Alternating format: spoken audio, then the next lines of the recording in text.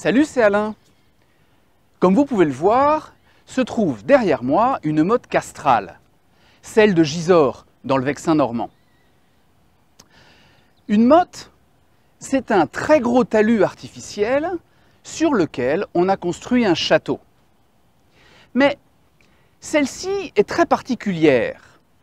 Elle est creuse. À l'intérieur, cachée, se trouve une chapelle secrète abritant un trésor phénoménal d'or et de joyaux, le trésor des Templiers. Ouais, enfin, dit comme ça fait tellement rêver qu'on se croirait dans un film à gros budget et tout petit scénario. En fait, la motte de Gisors est bien en partie creuse, mais à cause de tous les pseudo-archéologues chercheurs qui ont creusé des galeries pour essayer de trouver la fameuse chambre secrète dans les années 1960. À tel point qu'il a fallu étayer par des piliers en béton cette œuvre qui avait résisté 1000 ans et qui risquait de s'effondrer à cause de la folie de quelques illuminés. Folie? Illuminés? Les mots sont durs. Et si ce trésor existait bel et bien?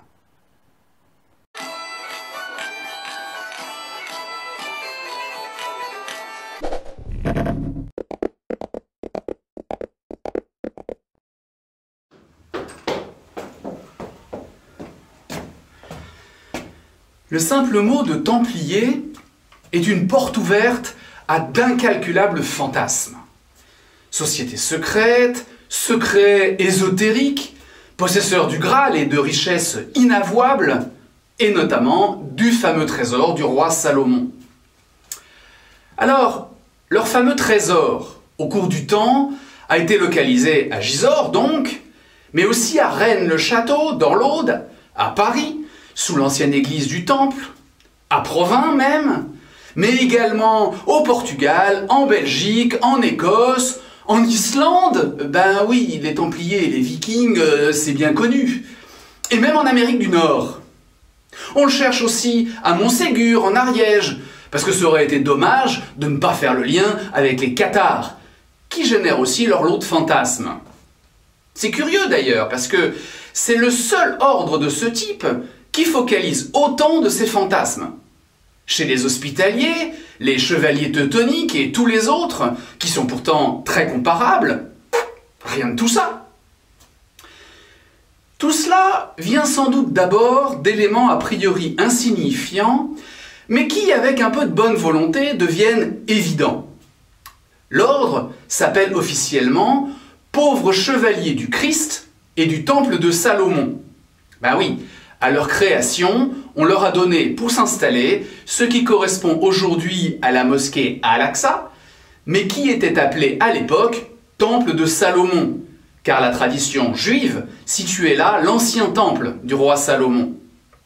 Et c'est ce temple qui leur donna par la suite le nom de Templiers ou de Chevaliers du Temple.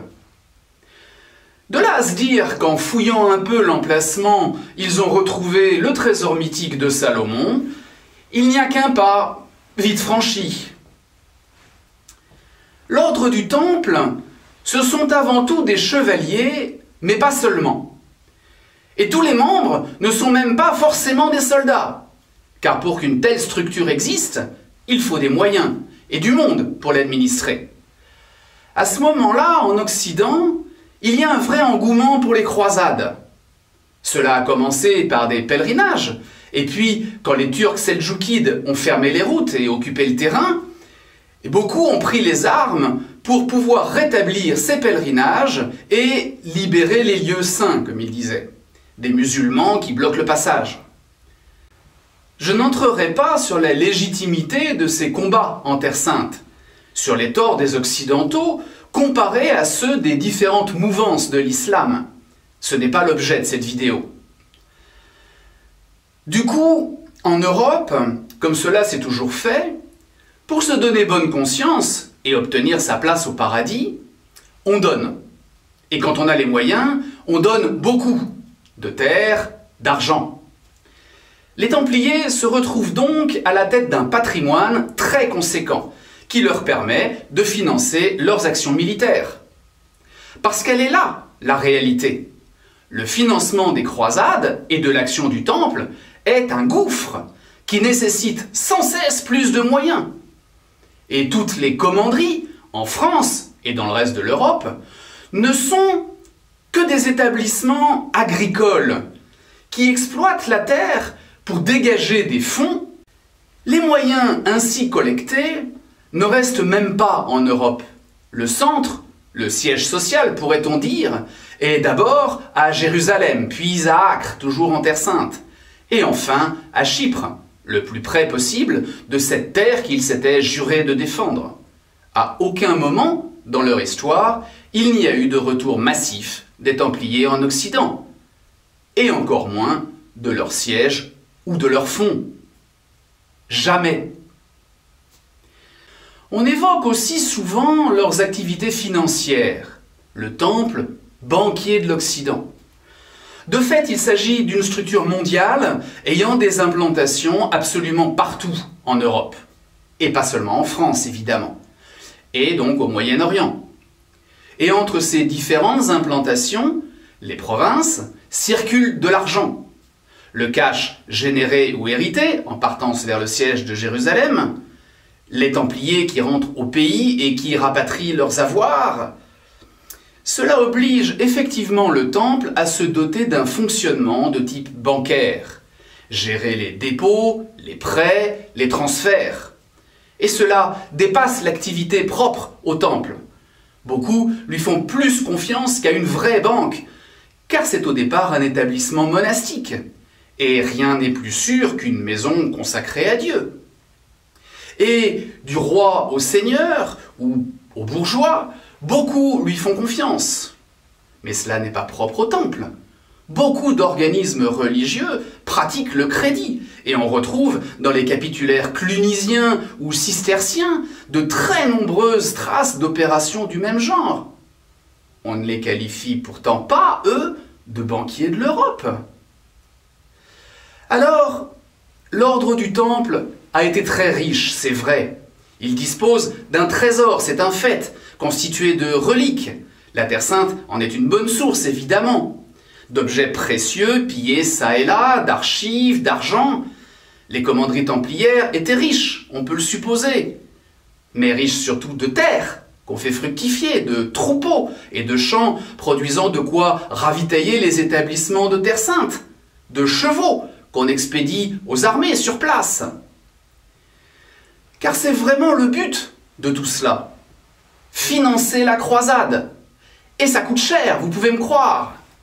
Construire des forteresses, les entretenir, y entretenir une garnison. À titre d'exemple, on sait que plus de 2000 personnes vivaient dans la forteresse de Safed en Israël. Chaque année, on y faisait venir 12 000 mulets chargés de céréales, à quoi il fallait ajouter les autres victuailles nécessaires au quotidien des soldats.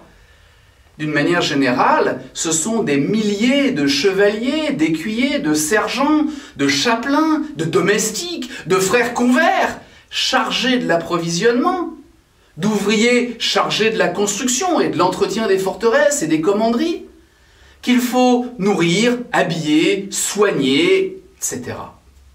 Et toutes les ressources viennent d'Occident. Le Temple est une très grosse entreprise qui brasse beaucoup d'argent, c'est vrai. Mais leur richesse est plus apparente que réelle, surtout au XIVe siècle.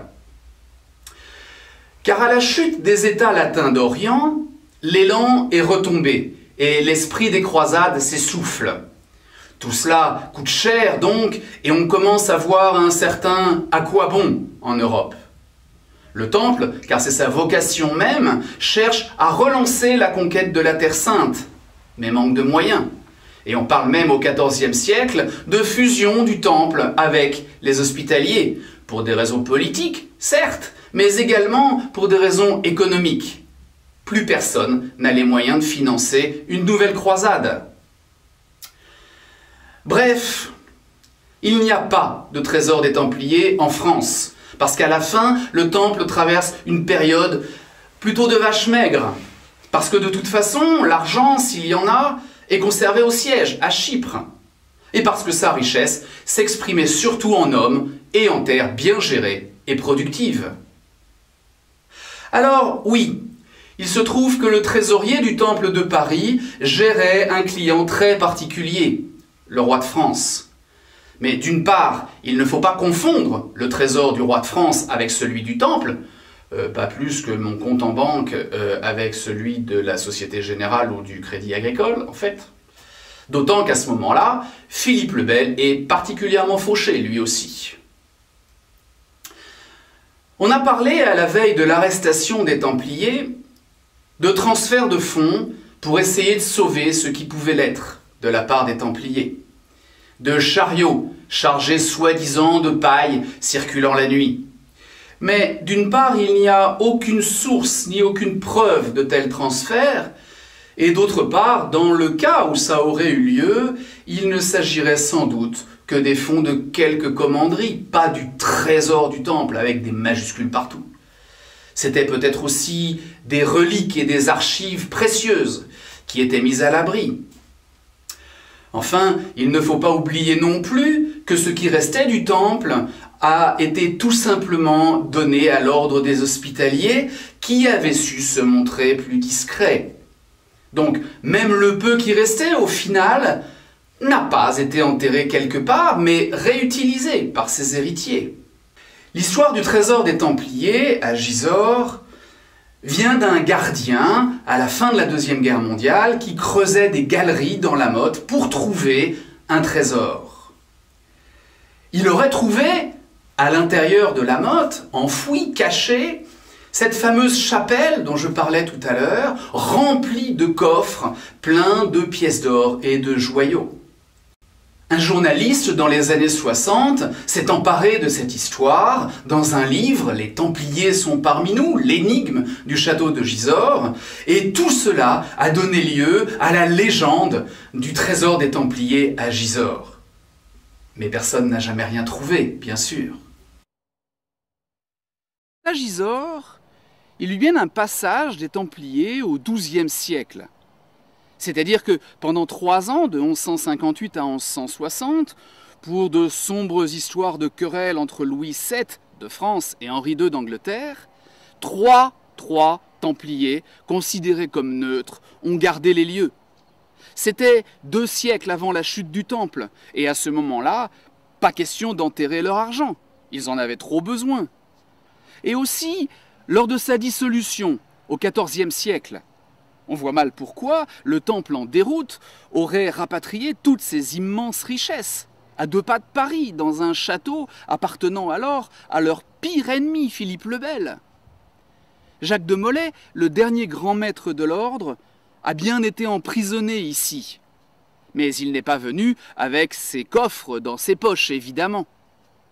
Alors oui, le trésor des Templiers existe. Il s'agit de toutes les traces de leur passage en Europe et en Terre Sainte, châteaux et commanderies, et les chapelles qui ne sont pas plus rondes qu'ailleurs, n'en déplaise à Viollet-le-Duc. Les peintures de Cressac, et d'ailleurs, n'allons pas chercher plus loin. Quoiqu'en fait, on dit que ce sont les Templiers qui ont inventé la recette du banyuls, ce vin doux naturel élaboré entre la Méditerranée et les Pyrénées. C'est peut-être là leur trésor finalement, du bon vin. Et je peux vous dire que les caves de Gisors, pour conserver de bonnes bouteilles, me semblent pas mal du tout.